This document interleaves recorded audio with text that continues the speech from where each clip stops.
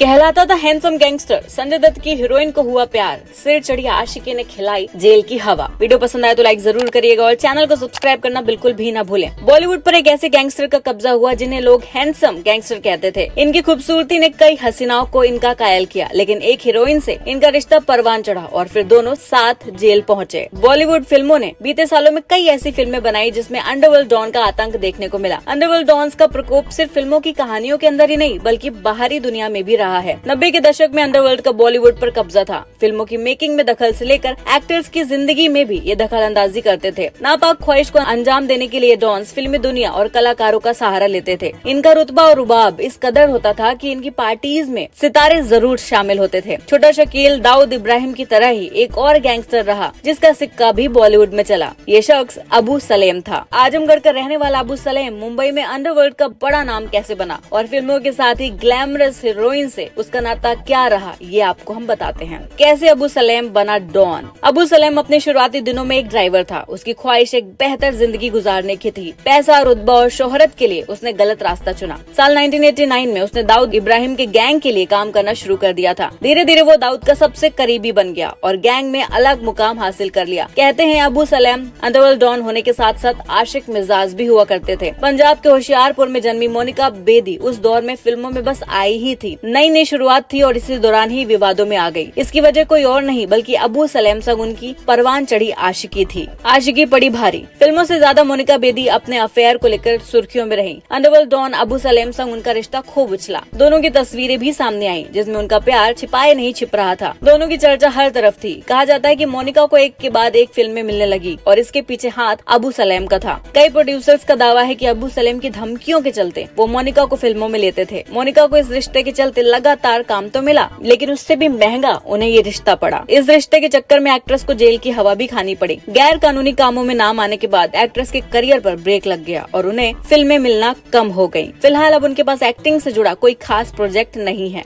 Career को मिली उड़ान, फिर पहुंची जेल के पीछे। तेलुगु फिल्म ताजमहल से मोनिका बेदी ने अपने करियर की शुरुआत करी। अबू सलेम और उनके अफेयर के किस्से बॉलीवुड के गलियारों में इस कदर मशहूर हुए कि मेकर्स उन्हें फिल्म देने से कतराने लगे। एक और मोनिका का करियर डूबा तो दूसरी तरफ एक्ट्रेस को जेल जाना पड़ा। साल 2005 में मोनिका को पुर्तगाल में फर्जी पासपोर्ट के साथ गिरफ्तार कर लिया गया। साल 1993 में हुए बम ब्लास्ट में अबू सलेम दोषी साबित हुआ। इस दौरान मोनिका उनके साथ रिश्ते में थी। पुलिस का कहना था कि मोनिका इन मंसूबों से वाकिफ थी और वो अबू सलेम का इन सब में साथ दे रही थी, जो बाद में पूरी तरह साबित नहीं हो पाया और जैसे तैसे मोनिका जेल से छूट गई। मोनिका ने खुद बताई सच्चाई। मोनिका ने खुद फिल्म फेयर को बताया कि उनकी और अबू सलेम की दोस्ती फोन पर हुई थी। 9 महीनों तक दोनों फोन पर ही बात करते रहे। इसी बीच मोनिका को उनसे प्यार हो गया। इसके बाद दोनों बार बार मिलने लगे। एक्ट्रेस का दावा है कि अबू सलेम ने शुरुआत में अपनी पहचान छिपाई थी। इसी वजह से वो उनके चंगुल में फंस गयी। जब उन्हें बात समझ में आई और एहसास हुआ कि वो अंडरवर्ल्ड के बीच में है तो उन्हें लगा अब पीछे जाने का कोई रास्ता नहीं बचा है।